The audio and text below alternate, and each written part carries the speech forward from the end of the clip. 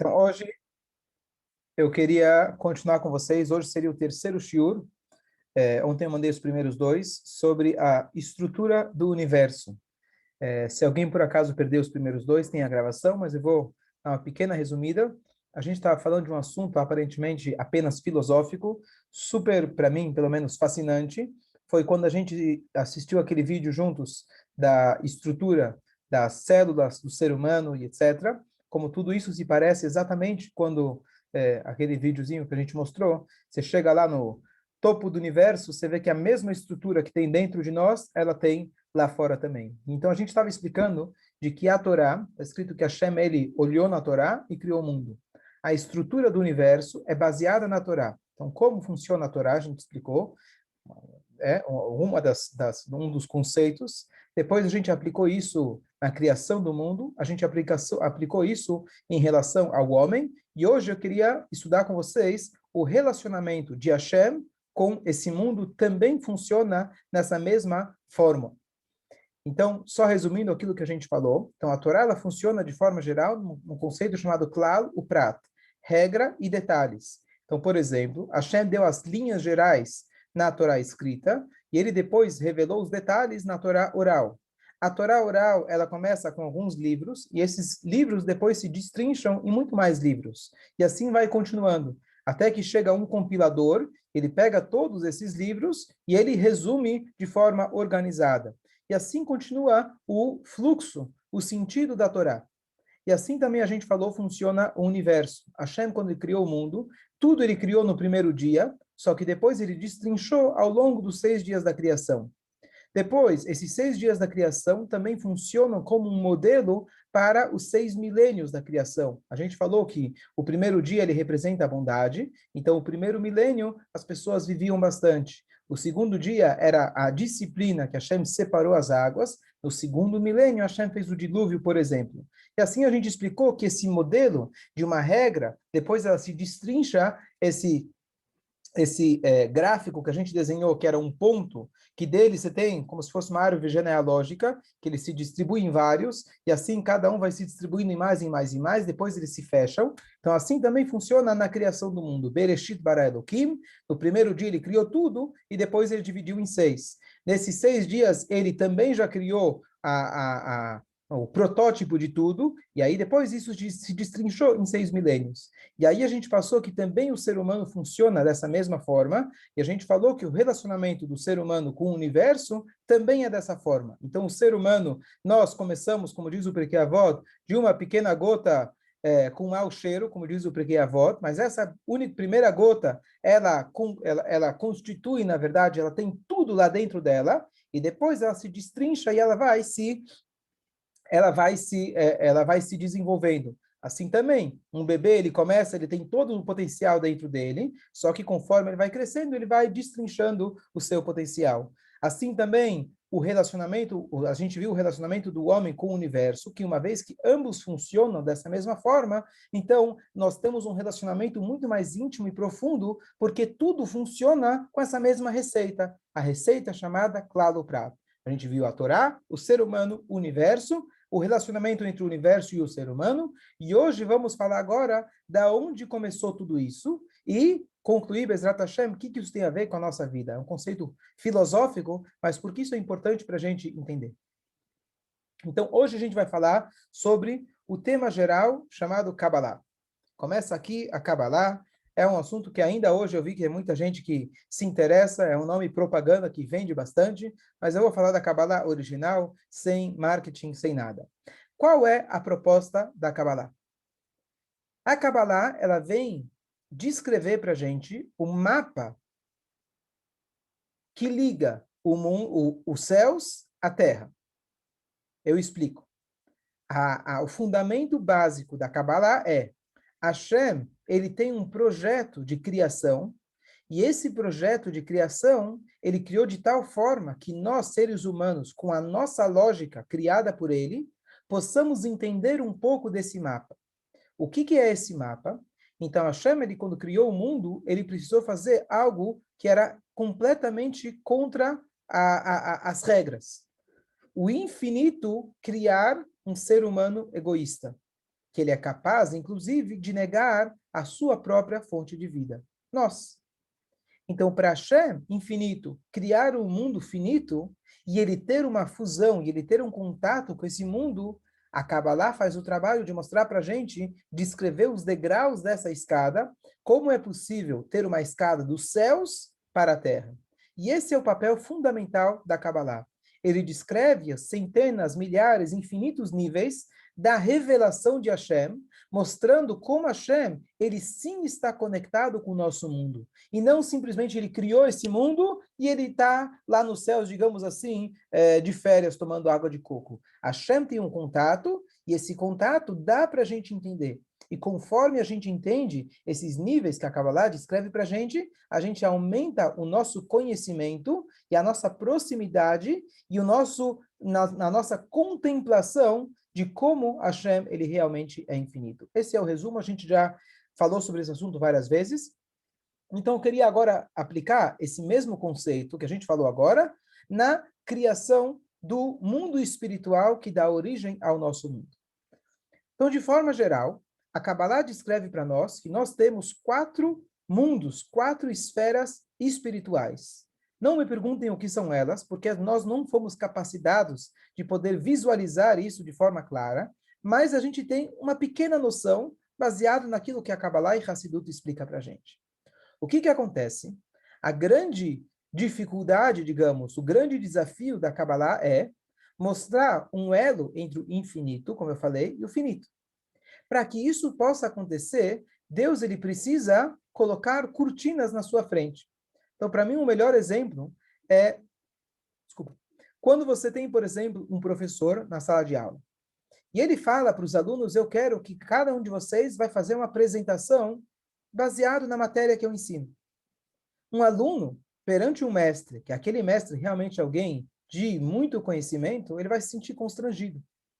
Quem sou eu para falar na frente do mestre? Então, o que o mestre faz? Ele fala, olha, eu vou estar ouvindo o que vocês estão falando, mas eu vou estar numa sala ao lado, assistindo pela câmera. Assim você não fica tão constrangido.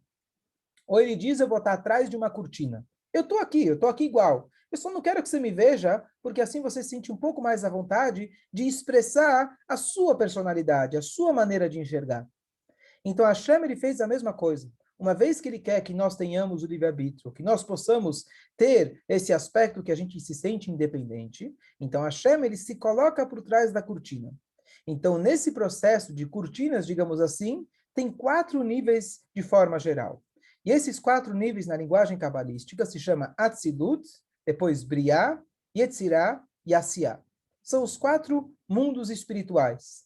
Atzilut significa, estou explicando bem de forma geral, Atzilut vem da palavra Etzel, que significa proximidade. Esse é o mundo mais próximo, digamos assim, de Hashem, onde a revelação dele é quase que total, mas lá ele começa, na verdade, a criação de um mundo, de algo que não é ele mesmo. Depois, Briá é o mundo da criação, Yetzirá é o mundo da formação, e Asiá é o mundo da ação, que ele dá origem ao nosso mundo. Posso continuar? Está muito profundo por enquanto? Vamos lá mais um pouquinho. Depois, o que acontece? Esses 4 mundos, não é como a gente imagina, são 4 andares de um prédio. Esses 4 mundos convivem conosco o tempo todo. São 4 camadas da mesma realidade que nós vivemos. E o exemplo que Hassidut traz para a gente sobre esse desenvolvimento é parecido com o desenvolvimento de um feto.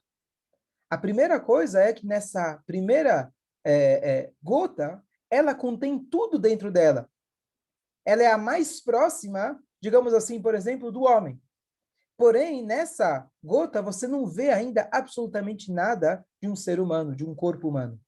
Então, por um lado, ela contém tudo dentro dela, ela é a mais próxima da sua origem, ela está mais parecida com o formato original, isso se compara com Atzilut.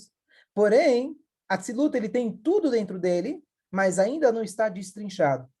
Depois, esse feto ele começa a se desenvolver. No começo, um feto muito pequeno, ainda não tem a formação dos órgãos do corpo, mas aquilo vai começando a tomar uma massa. Essa massa começa a se desenvolver. E aí isso se chama briá. Você já consegue apontar e dizer, bom, aqui já tem um embrião, aqui já tem, na verdade, alguma coisa acontecendo. existe a diferença os primeiros 40 dias da gestação, depois dos 40 dias, se já é chamado algo vivo ou não, e etc. Porque agora ele já tem uma certa massa. Depois, essa massa, ela começa a tomar uma forma, yetzirah.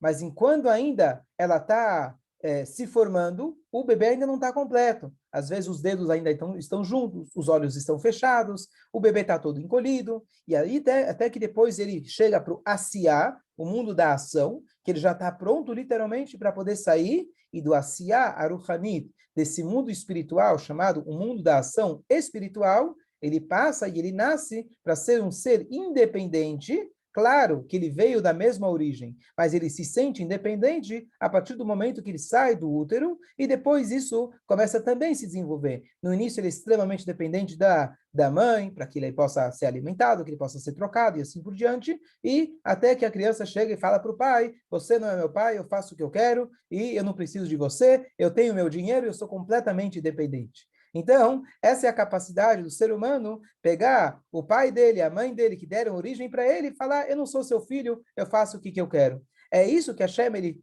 deu para a gente essa capacidade. Nós que viemos dele, desse mundo de Atzilut, Briah, Etzirah, Asiá, nós somos capazes, depois de todos esses níveis, a gente chegar e virar as costas e falar para Deus, não foi você que me criou, deixa eu descobrir o Big Bang, da onde eu vim, e eu tomo as minhas próprias decisões. Esse é um mapa, digamos assim, de forma bem genérica sobre esse projeto de criação espiritual.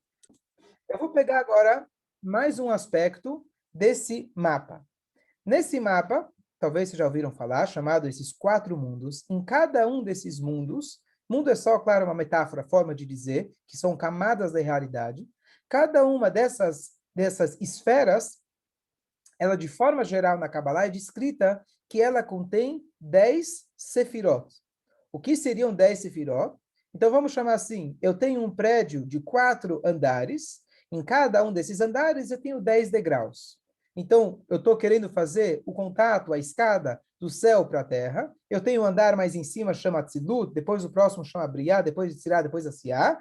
Em cada um deles, ele tem 10 degraus. Eu queria mostrar para vocês que essa mesma regra, que foi o que a gente vem falando sobre a Torá, sobre o ser humano, sobre a criação do mundo, que eu tenho sempre algo contido, que ele vai se destrinchando, dentro de cada um desses mundos, eu também tenho essa repetição dessa mesma regra. Então, por exemplo, nós temos a primeira sefirá, vocês já devem ter ouvido falar, que se chama Chokhmah. Chokhmah se traduz de forma geral, talvez, como sabedoria. E a segunda, só elas que eu vou analisar hoje, se chama Binah. Binah se chama compreensão. Aqui também se usa essa metáfora de pai e mãe. O papel do pai na concepção de um filho, ele contribui com algo muito pequeno, e a mãe, ao longo dos 9 meses, ela é capaz de transformar aquela pequena gota num ser humano completo. Assim também funciona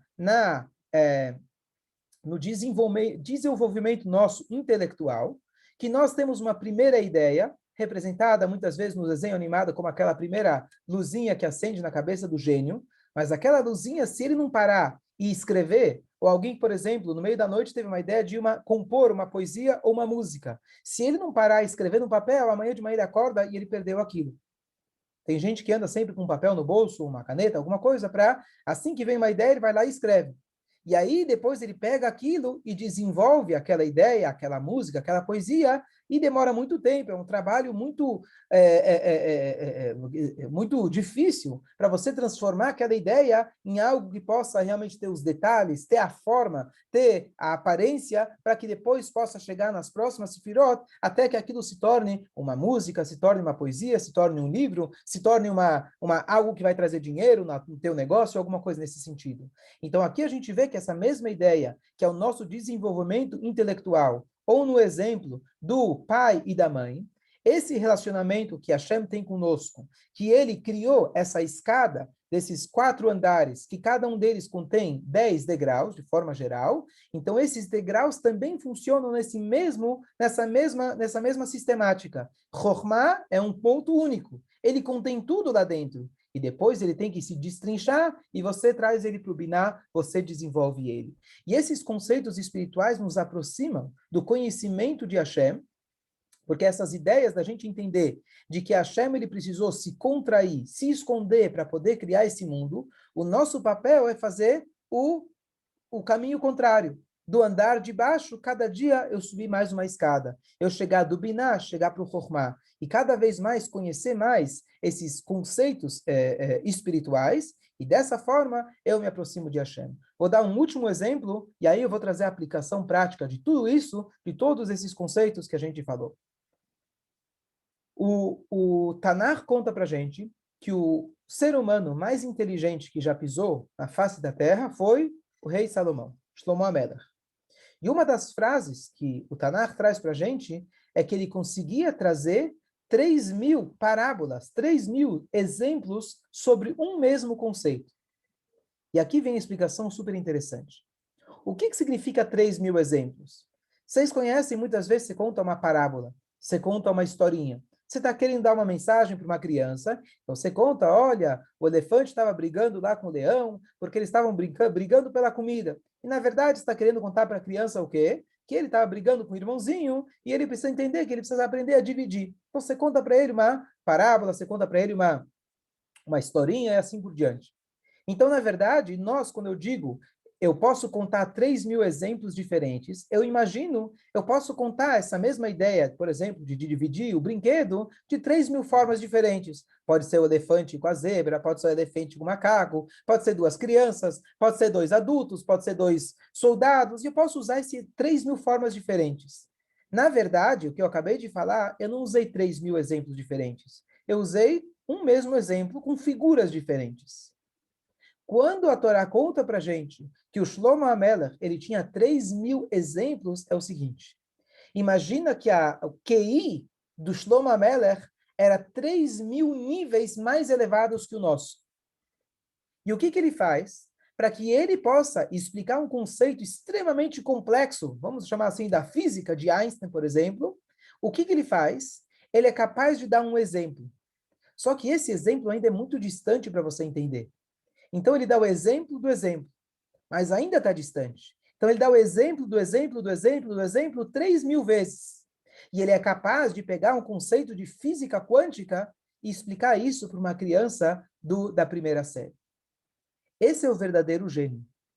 O verdadeiro gênio não é aquele que consegue dar aula para adultos inteligentes que conhecem a matéria. O verdadeiro gênio é aquele que consegue pegar o conceito mais difícil e aplicar ele numa linguagem mais fácil que uma criança possa compreender. E essa metodologia de ensino é aquilo que a proposta que a Torá dá para a gente. A gente falou lá no início, no primeiro shiur, de que a Guimará fala para nós que sempre nós devemos ensinar de forma concisa, poucas palavras com bastante conteúdo. E aqui agora a gente conclui, desculpa, mais um instante. Então, assim também funciona essa escada do espírito para o físico, do céu para a terra, que Hashem, no primeira gota, em Atzilut, por exemplo, estava tudo contido, mas ainda não era suficiente para ter um relacionamento com nós, seres humanos egoístas. Então, o que Hashem ele fez? Ele criou mais um exemplo e mais um exemplo, para que assim a gente possa, eventualmente, e agora vem o ponto-chave para tudo aquilo que a gente vem falando, a gente possa subir a escada. O que significa subir a escada? Então, aqui vem o ponto-chave, e aqui a gente vai concluir a ideia. Quando eu dou um exemplo, e é um bom exemplo, eu posso estar te contando uma historinha, eu posso estar te contando uma parábola. Inicialmente, quando a gente escuta uma história, por exemplo, pegar uma história da Torá. A gente deu ontem o shiur sobre aqueles Yodim que estavam reclamando. Então chega a Torá, conta pra gente, aqueles judeus que, mal agradecidos, saíram do Egito, começam a reclamar, eles tinham tudo de bom e do melhor, e eles começam a reclamar que eles querem carne, que eles querem peixe, etc. Então você escuta aquela história e fala, poxa, que malvados esses homens. Se eu tivesse lá, eu ia dar uma lição de moral para eles. Eles são os vilões da história. E a gente fica imaginando que essa história não tem nada a ver com a gente. Bom, passa um tempo, você estuda o Chumash no ano que vem, e você fala, opa, peraí, será que a Torá não está querendo me ensinar alguma coisa, dar uma dica para o meu dia a dia? Ano passado eu já absorvi a história. E, aliás, a Torá contou uma história de outra pessoa, que é uma maneira de não atingir teu ego diretamente. Quando eu conto uma história de outro, é fácil da gente absorver a ideia. Então, eu ouvi aquela ideia, ficou marcado, já está aqui, o conceito já está aqui. que eu faço agora? O que falta agora? Ah, ano que vem eu vou começar a perceber que essa história não é de 3.000 anos atrás. Essa história tem a ver comigo. Eu acho que eu também reclamo no meu dia a dia. Ah, foi isso que aconteceu. Então a história não é apenas um exemplo do passado. Isso tem tudo a ver com o meu dia a dia. E ano que vem eu vou reler essa mesma história e eu vou falar, poxa, agora eu consigo entender como que as pessoas funcionam. Eu estou vendo que essa ideia aqui que eu estou lendo tem tudo a ver com a psicologia humana.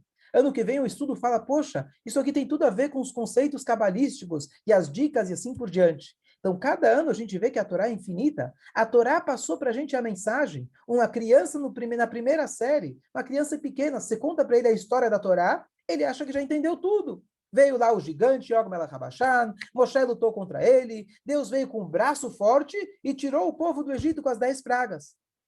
Ele acha que já entendeu tudo. E é fantástico, porque ele conseguiu absorver a ideia que contém tudo dentro dela. Depois ele começa a reestudar e ele percebe os detalhes daquela história. Poxa, tem muito mais mensagens, tem muito mais coisa, e eu cresci, eu agora sou maduro, e essa mesma história contém ainda mensagens para mim. E assim, a cada ano, a cada dia, a cada vez que você reestuda, você começa a crescer e você começa a se aproximar. Então, o que acontece? Essa fórmula que funciona na Torá, no ser humano, no universo e na criação espiritual do mundo, é a maneira verdadeira da gente se relacionar. Por quê? Porque normalmente, quando quero trazer uma ideia para outra pessoa, o que eu entendo que eu preciso fazer? Eu preciso cortar um monte de coisa e deixar apenas uma ideia. Eu quero ensinar para você toda a matemática, mas não dá. Então eu vou ensinar para você apenas um conceito. Eu quero ensinar para você um livro inteiro de 500 páginas, mas não dá, você não entende. Eu vou ensinar para você uma linha. Quando eu faço isso, eu cortei fora todo o livro. Eu deixei apenas uma linha isolada e eu perdi o contexto. A fórmula que a Hashem criou, e aqui vem a grande novidade, é o seguinte: um Yehudi, um ser humano, desde o primeiro momento, ele já tem um contato completo com Hashem. Quando eu faço uma pequena, chamamos assim, uma mitzvah de todas as mitzvot, eu leio uma frase de toda a frase do Teilim, eu leio uma palavra sequer de toda a Torá, naquela letra que eu acabei de ler, no fundo, está contido toda a Torá. E Hashem, então, nessa fórmula que ele criou, ele não criou uma escada de 4 andares, 400 degraus para a gente chegar lá em cima. Não, no fundo é uma única escada. Esse degrau nada mais é um facilitador para você conseguir dar mais um passo para cima e chegar lá em cima. Esse degrau é a mesma escada, ele contém tudo aquilo que tem lá em cima, só que de uma maneira camuflada para você conseguir se relacionar. Então, contar uma história que Hassidim contavam, de que a frase era a seguinte: tinha uma pessoa, eu não lembro agora os detalhes, mas o ensino racídico sempre exige da pessoa que ele faça muito além daquilo que a Torá exige da gente. Então, se a Torá fala, você pode comer tais coisas, chega a Hassidut e tenta ajudar a gente a crescer e fala, bom, eu posso comer, mas será que eu preciso do ketchup? Será que eu preciso da maionese? Será que eu preciso comer nesse instante? Será que eu não posso esperar 5 minutos e controlar o meu instinto? Então, isso é um tipo de trabalho que o trabalho profundo da Hassidut sugere e para a gente tentar se trabalhar. Então, a história era que alguém tinha se controlado por alguns instantes. E depois ele acabou, bom, consegui esperar 3 minutos para comer a minha pizza gostosa, o meu churrasco, e agora eu comi. Então ele se sentiu meio mal, falou, poxa, eu esperei 3 minutos e acabou. Mas agora eu já perdi, acabei deixando que o instinto me dominasse. E a frase, que essa é a frase-chave para a gente, o Rabino Rebbe respondeu para ele, ele falou, vou falar em aramaico, que é a frase usada, que é Malik talapalga, Malik talapkula.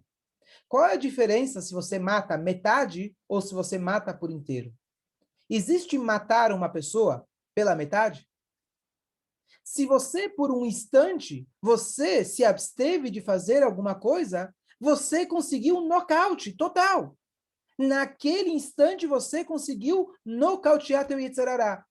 Passou 1 minuto, ele te dominou, não tem problema. Mas aquele instante você conseguiu conter tudo dentro daquele instante. Aquela única mitzvah que você fez, aquela única pessoa que você salvou. Diz pra gente o Talmud, se você salva uma vida, você salvou o mundo inteiro. Então isso normalmente a gente enxerga, bom, uau, é muito bonito salvar uma vida, é como se fosse que eu salvei o mundo inteiro, é uma coisa muito nobre. Não, é literalmente, porque um ser humano, ele contém todo o universo, como a gente explicou.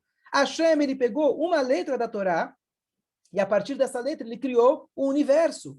O universo ele veio de uma única letra.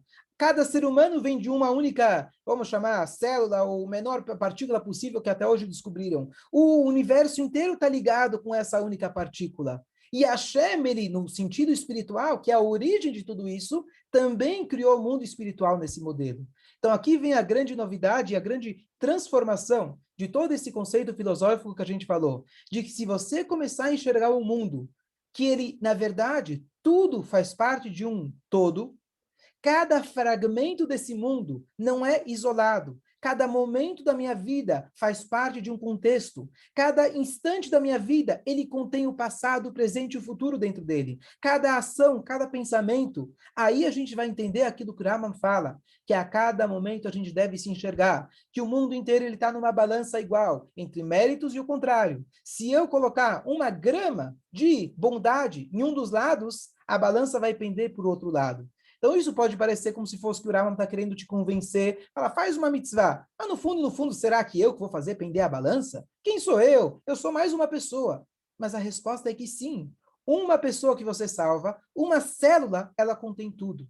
Assim a gente começou. A gente começou de uma célula, a gente começou de algo muito pequeno. A origem do universo, Hashem criou num único dia, depois se destrinchou em sete, depois se destrinchou em 7 milênios. Assim começou com Atzilut, que continha tudo, e ele depois se destrinchou nos 4 mundos até que chegou esse mundo material. Hashem começou com Chokhmah, que veio para Binah, que depois se destrinchou em 10. A Torá começou com Bereshit, o Beito Bereshit, na verdade, já continha o mundo todo, e Hashem depois destrinchou isso pela Torá. Assim funciona nós, especialmente o Yehudim, que nós fazemos parte de um único corpo coletivo. Então, com esse pensamento que agora a gente fecha esse ciclo, que tudo na nossa vida, em cada fragmento, em cada detalhe da nossa vida, a gente contém o todo, literalmente. E, portanto, cada momento da nossa vida é essencial. Cada pessoa na nossa vida, cada encontro na nossa vida, ele é essencial. Se a gente enxergar a nossa vida com esse óculos, a gente vai dar muito mais valor a cada instante. Vou concluir apenas com mais uma parábola, um exemplo prático de como a gente pode aplicar essa ideia. Então, muitas vezes a gente pensa, a gente tem a dificuldade de administrar o nosso tempo. O que eu faço agora? Será que eu limpo a casa? Será que eu cuido das crianças? Será que eu trabalho? Será que eu preciso passear para arejar? Será que eu vou no médico cuidar da minha saúde? Será que eu vou correr para fazer esporte? E assim a gente fica, ou será que eu durmo na cama que já não aguento mais ficar pensando o que eu devo fazer? Então, o que acontece? Então, eu tenho um exemplo de uma mãe. Ela está com seu filho em casa, ela está com 1 milhão de coisas para fazer. Coisas importantes, cuidar da casa, lavar a roupa, estudar para sua próxima prova, trabalhar e assim por diante. E de repente, um dos filhos dela cai no chão, bate a cabeça e apresenta sintomas que ela fica assustada e ela vai com ele até pronto-socorro. Ela sai de casa correndo, vai até o pronto-socorro, perde 3 horas e meia entre ficar esperando e finalmente o médico fala que Baruch Hashem está tudo bem, toma um Tilenol e está tudo certo. Quando ela volta para casa, será que essa mãe vai se sentir culpada? Poxa, eu perdi meu tempo? Ou ela vai dizer, claro que eu fiz a coisa mais certa do mundo. O meu filho estava numa situação de emergência, eu precisei levar ele no hospital. Eu vou me sentir culpada que eu perdi tempo por causa disso? Claro que não. Porque aquilo que eu fiz era a coisa mais importante daquele momento. Será que a gente pode aplicar esse mesmo pensamento da mãe em cada momento da nossa vida? A gente sofre muito de estresse, por quê? Porque a gente sempre está pensando, eu estou fazendo isso, mas talvez eu deveria estar fazendo outra coisa. Eu estou fazendo isso, mas eu tenho mais 1 milhão de coisas para fazer. E eu não consigo viver aquele momento. Porque talvez o que eu estou fazendo agora não é o mais importante. Talvez eu precisaria estar fazendo outra coisa. Enxergue que nessa coisa que você está fazendo agora, nesse momento, viva ele completamente. Porque aqui você já tem o todo. Eu não preciso chegar lá para conseguir fazer o de lá. Quando chega lá, eu faço o de lá. Quando eu estou vivendo o momento de agora, aquele exemplo do efeito butterfly, quem conhece, que uma borboleta bate as asas aqui, isso vai causar um furacão daqui não sei quantos anos em outro lugar. Aqui contém o todo. A minha consciência, no momento que eu estou fazendo alguma coisa, eu tenho que estar completamente focado. Por quê?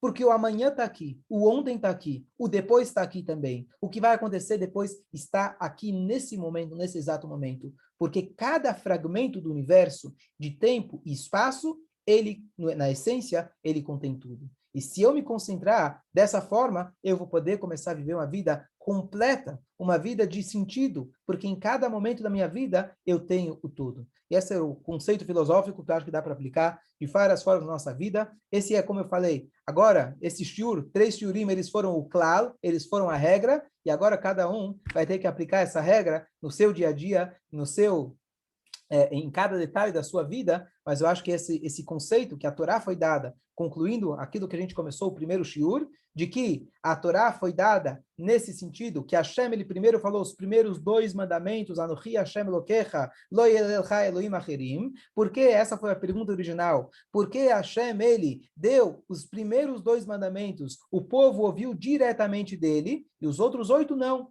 A pergunta foi, peraí, se o povo morreu na primeira e Deus foi lá e ressuscitou, já deveria, na segunda já não deveriam ter escutado diretamente de Deus. E se Deus vai ressuscitar, então por que eles não escutaram os 10 diretamente de Deus? Então a resposta foi de que o Anochi Hashem Elokecha, ele era o klal, ele era a regra geral para toda a força positiva, que ele inclui todas as mitzvot positivas, e o Lo Yelecha, não tem outros deuses, ele inclui todas as proibições da Torá, ou seja, as 2 energias contidas no mundo, o fazer e não fazer, o bom e o mal, digamos assim, tudo isso foi dado para a gente diretamente por Deus, e a gente precisou ter esse elo direto com Deus, para que todo esse gráfico que a gente desenhou, Torá, ser humano, universo, criação espiritual do mundo, tudo isso pudesse se encaixar perfeitamente. Então, aqui nós temos a dica para a nossa vida, viver cada momento intensamente, porque o agora, ele contém o amanhã, o agora contém o ontem, o aqui contém lá, aqui nós temos todas as forças, eu estou nesse lugar, eu posso estar transformando o meu lugar, mas do meu lugar eu transformo o mundo todo. Eu posso ajudar uma pessoa, eu estou ajudando o mundo todo.